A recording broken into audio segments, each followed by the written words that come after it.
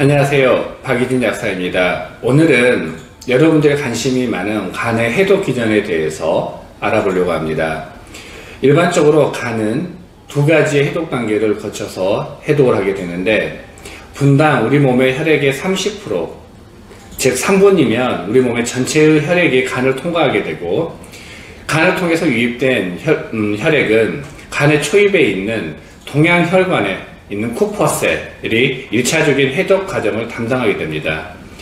쿠퍼셀에서 간에 유입된 혈액의 90%가 해독이 되고, 해독되지 않는 10%는 간을 거쳐서 페이즈 1, 페이즈 2, 1단계, 2단계의 해독 과정을 거쳐서 체외로 배출하게 됩니다. 자, 그러면 그림을 보면서 간의 해독 과정에 대해서 알아보겠습니다. 첫 번째 그림에서 보시는 것처럼 유입된 독성 물질, 지용성 성질을 지니는 이 독성 물질은 90%가 동양혈관 내 쿠퍼셀에서 제거가 되고, 그리고 제거되지 않는 지용성의 10% 물질들이 간에서 수용성 물질로 변화되게 됩니다. 이 수용성 물질로 변화시키는 이유는 지용성 상태로 오래 남아있으면 이 독성 물질이 피부, 간, 뇌 등 체내 조직에 남아있게 됩니다. 그래서 이 체내 조직에 남아있지 않게 수용성 상태로 변화시키는 겁니다. 이때 수용성 상태로 변화할 때 역할을 하는 것은 간에 있는 사이토크롬 P450이라는 엔자임에 의해서 해독 과정이 진행이 되는데, 일반적으로 산화, 환원, 소화, 가수분해, 탈할로게나의 과정을 거쳐서 수성화됩니다. 이렇게 페이즈 1에서 수용성 상태로 변화된 물질들은 우리가 생각하기에는 독성 물질이 많이 안화됐다고 생각을 하지만, 실질적으로 중간 단계를 거쳐서 활성산소에 의해서 매우 반응이 큰, 우리 체내의 피부나 이런 다른 조직에 손상을 줄 수 있는 매우 반응이 큰 물질 형태로 중간 단계의 과정에 만들어지는 상태가 됩니다.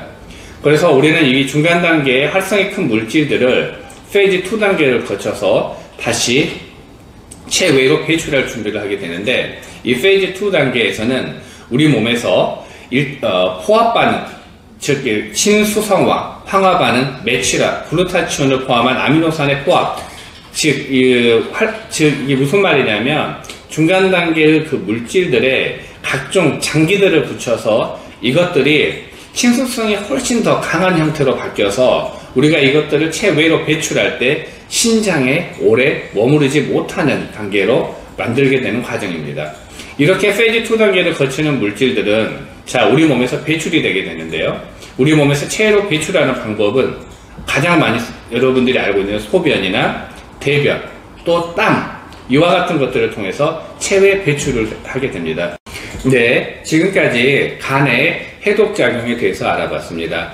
여러분들이 보셨다시피 간은 우리 몸에 들어오는 독성 물질들을 페이즈 1, 페이즈 2 단계를 거쳐서 체외로 배출하는 중요한 역할을 하는 기관입니다. 그래서 우리가 일상생활에서 술도 많이 먹는 경우도 있고요. 또 다른 약이나 이런 여러 가지 제품들을 많이 섭취하게 되면 간은 많은 일을 하게 됩니다. 그래서 항상 우리가 간의 건강에 신경을 써야 되는 이유가 바로 이와 같은 해독작용에서 중요한 역할을 하는 기관이 간이기 때문입니다.